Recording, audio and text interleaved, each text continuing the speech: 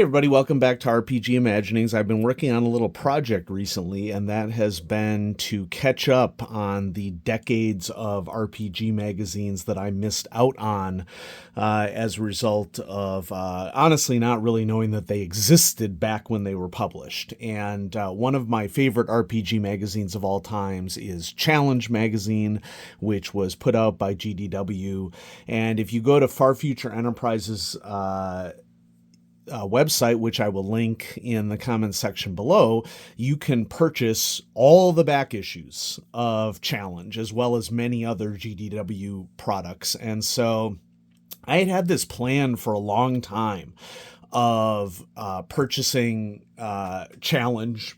You can buy any issues individually that you want off of DriveThruRPG, but they go for like $3 or $4 a piece. And so even though this is an expensive product, I think, for a PDF, I think it's important that you're getting, high quality scans and that, I support GDW, and so I'm willing to pay the little extra that is necessary in order to get a fair price, what I would say, for all these issues of Challenge. Now, this is where I talk a little bit about me not being fully informed and making unnecessary purchases as a result of that. So I've been interested in Challenge Magazine so much that I was willing to buy a CD-ROM of the back issues in order to get Challenge Magazine. Now, my computer does not have a CD-ROM drive because CD-ROM drives have gone the way of the Dodo a while ago, honestly.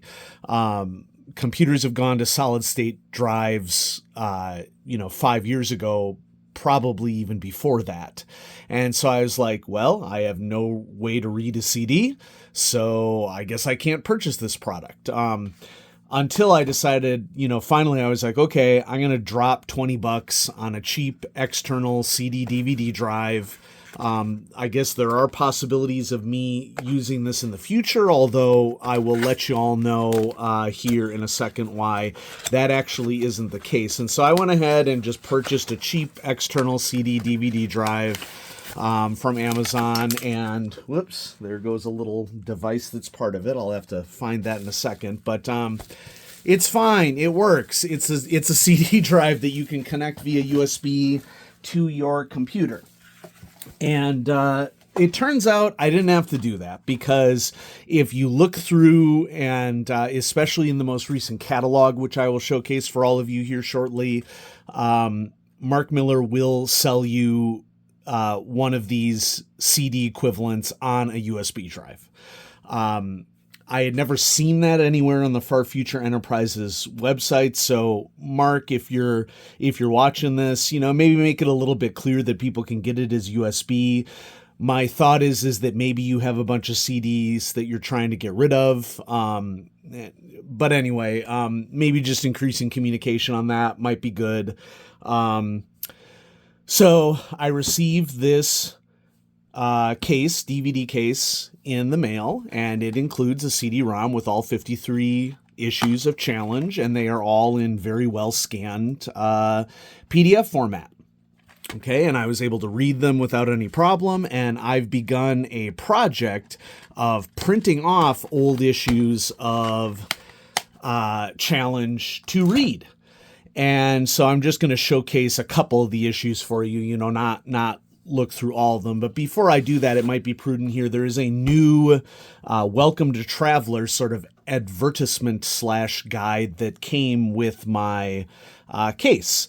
And so there's a little comic sort of detailing what Traveler is all about. I think it's pretty cool. It tells you a lot of what you can do in the Traveler universe. And then basically here's Mark showcasing a whole bunch of Traveler products that you can purchase off of either DriveThru or the Far Future Enterprises website, farfuture.net. And I've purchased a lot of things from Far Future Enterprises. Even hard copies of some stuff is available. And I'm just super glad that Mark is still allowing a lot of information to be made available on his website, because Challenge Magazine is part of RPG lore, and a lot of these magazines aren't purchasable anymore, as far as I know. And so Mark has a good relationship with Mongoose Traveler, and he advertises their products in here as well. And here's, just a little display of other CD-ROM / USB. So notice how it says here, tell us when you order and we can supply USB instead, no difference in price. I would have really liked to have known that before I placed my order, because I totally would have purchased that and would not have purchased an external CD-ROM drive just to read a CD. But the one that I purchased, the Challenge magazine discs, is $50, not $35. So factor that into your calculations. But you know what? 53 issues of a magazine that I really, really want to read for $50 is not that big a deal. I understand that would be a big deal for some people, depending upon your finances. I understand that. But for me, it's definitely a priority for me. And I prepared to be able to read these issues. I mean, technically, I guess I spent $70 because I have the CD-ROM drive, but whatever. Traveler Apocrypha 3, The Lost Supplements, is a new one that was just recently released. So check that out if that's something that you're interested in. And there's issues of X-Boat magazine that are available, and you can download instructions for 3D printing a full Free Trader Beowulf. So that's pretty cool. And then advertisements for Mark Millar's fiction. And so this was a cool little guide that came with my purchase. So a while ago, because I hate reading things on computer screens, but want to read a lot of what was available in the past. And, it might be argued that I'm probably spending the same amount of money printing these things ultimately as I would just buying hard copies of them. But, I've convinced myself that the purchase of a high capacity ink printer, with relatively cheap ink on the particular model that I have. I have like an Epson super tank printer. And, sometimes I will set things at a higher printing quality. Sometimes I will do things at a draft quality. So yeah, we could do all the math as to whether I'm actually saving money by printing these things. But I also look for PDF sales for a lot of the PDF printing that I'm doing. So I'm often not buying the PDFs at their listed price either. And so it is possible, that I am saving a little bit of money by printing it myself. But what I do is I print PDF copies of a lot of RPGs off, and then I have a high paper count stapler that I staple all the way through with just single staples like this, and then use a pliers to mash down the staples at the end so that they aren't sticking out and they'll stack appropriately.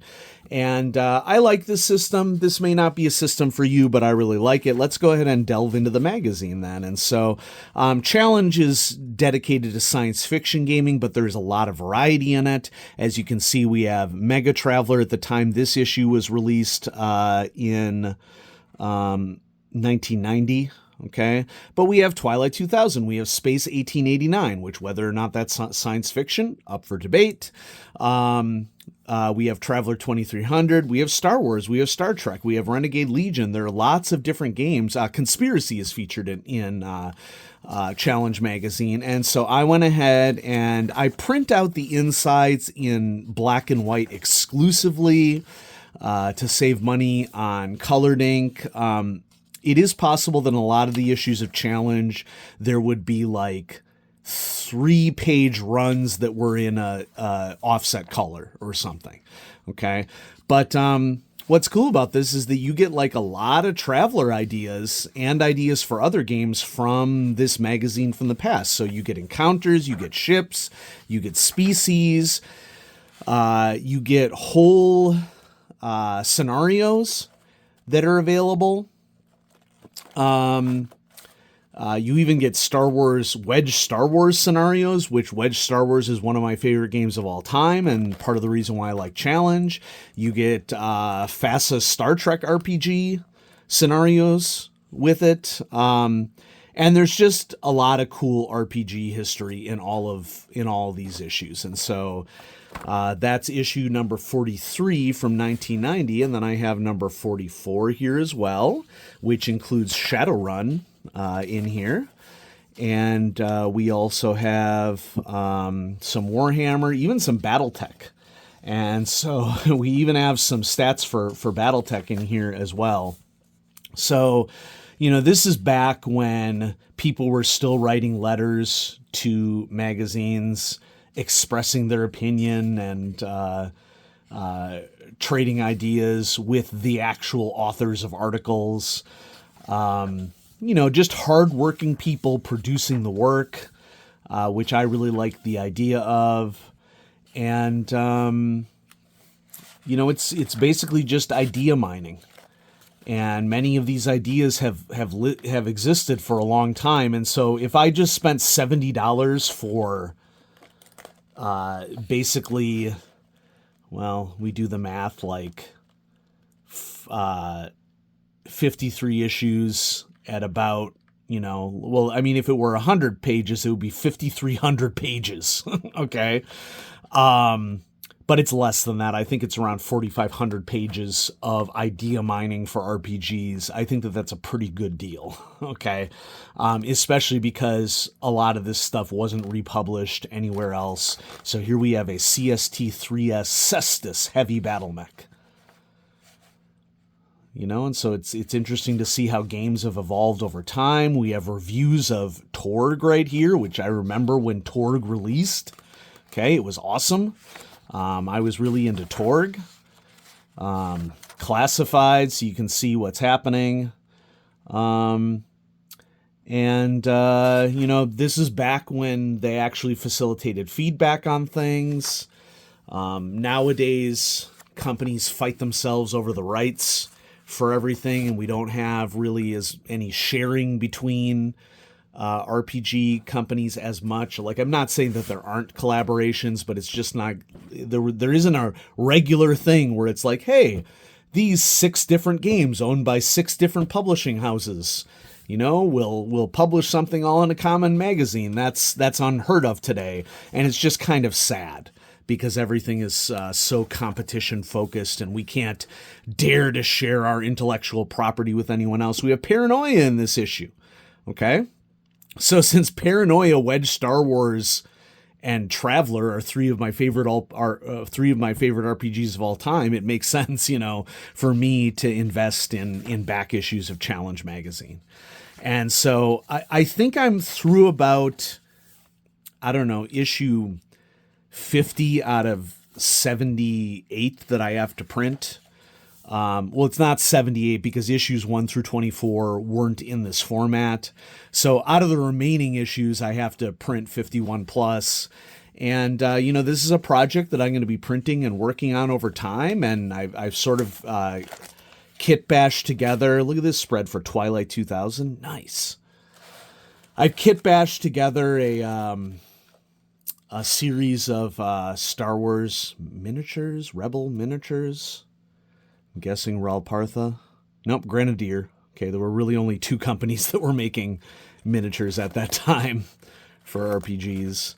I mean, I'm not saying that there weren't other companies, but those were the 2 most well-known ones. We got Star Trek in here. We have a DOA sector adventure setting for Paranoia. Awesome. Okay, and so, it's cool. I love Challenge Magazine. I'm excited that I'm undertaking this challenge, so to speak. It's just a ton of RPG goodness that I get to check out over time. So thanks everybody for watching. I have a lot of cool stuff coming out on the channel in the future. And while I still got you here, anybody who's still here, I forgot that I had received this at Free RPG Day. It's free character sheets if you sign up for a Roll20 account for the first time. So if you were thinking about signing up for Roll20, This is your chance. Here's your QR code and your codes and everything. You can get a free month of Roll20 Plus with this code. You can receive $100 of free games and play aids with this code. And so this is pretty much first come, first serve, and it expires July 22nd, 2024.